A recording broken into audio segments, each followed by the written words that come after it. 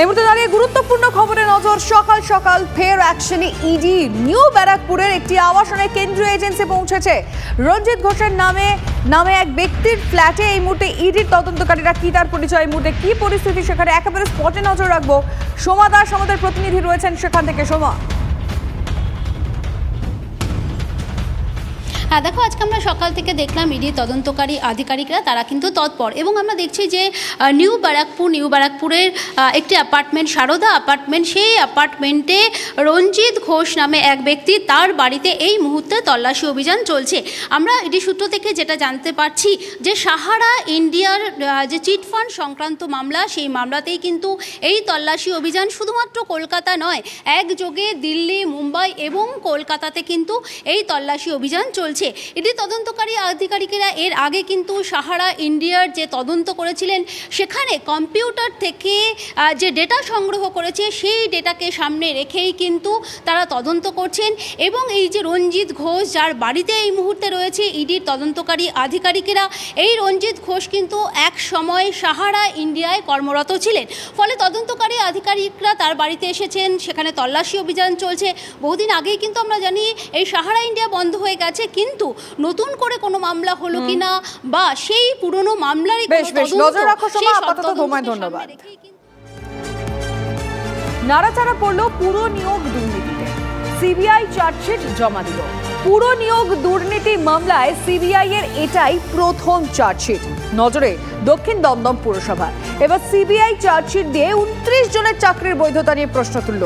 Covid কালে দক্ষিণ দমদম পুরসভায় রাতারাতি 29 জনের চাকরি হয়েছিল, আর ঠিক একই দিনে বিজ্ঞপ্তি, নিয়োগপত্র, আবার চাকরিও। এটা হয় কি করে?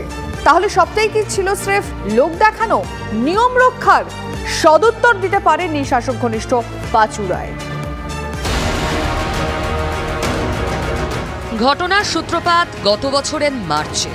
অয়নশীলের সল্টলেকের অফিস এবং হুগলির বাড়িতে তল্লাশি চালাতে গিয়ে ইডি দিস্তা ওএমআর শিটের সঙ্গেই 28 পাতার একটা নথি পেয়েছিল।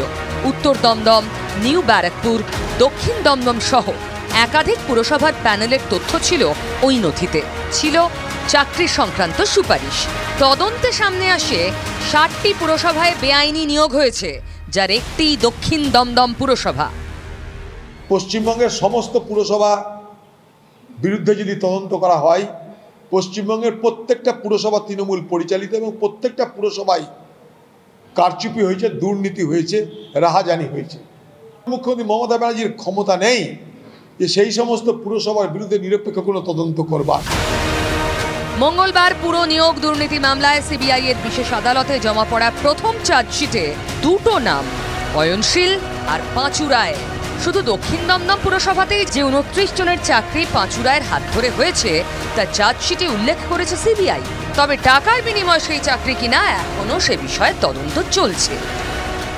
অবাক হবার কিছু নেই, দুটো নাম সামনে চার্জশিটে এসেছে, আগামী দিনে আরো নাম আসবে। যেহেতু আমি তখন হেড, সব দায়িত্ব আমার। পাঁচু গোপাল বলুন বা অয়ন বলুন, এরা তো বোর্ডে, এদের বিরুদ্ধে চার্জশিট দিচ্ছে সিবিআই, ভালো কথা। এখন অ্যারেস্ট করেনি কেন, এটা আমার বড় প্রশ্ন। আপনি চার্জশিট দিয়েছেন, আপনি সমস্ত কিছু দিয়েছেন, চার্জশিটে আপনি তাকে দোষী বলেছেন, এখনো অ্যারেস্ট করেননি কেন? কিন্তু আমরা দেখুন মেন নামের জন্য অপেক্ষা করছি, এটা বহুদিন ধরেই বলছি। কিন্তু সিবিআই এর উচিত যে লার্জার কনস্পিরেসি যারা মাথায় বসে করেছে তাদের কান ধরে জেলের ভেতরে ঢোকা। আমি চেয়ারম্যান, আমি একটা মোটামুটি লেখাপড়া একটু জানি, তো নিয়ন্ত্রণ তো আমি করবো, সবই আমার দায়। ঘুরে ফিরে বিরোধীদের মুখে সেই মাথা কেন গ্রেফতার নয়? শুধু তো 29 জনের চাকরি নয়।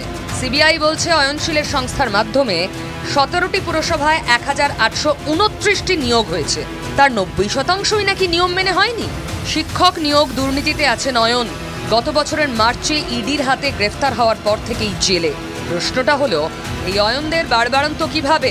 প্রভাবশালীর আশীর্বাদ ধন্য না হলে পাঁচু রায় বলুন কিংবা অয়নশীলই বলুন, ঘাড়ে কার কটা মাথা নিজেরাই নিয়োগ করবেন?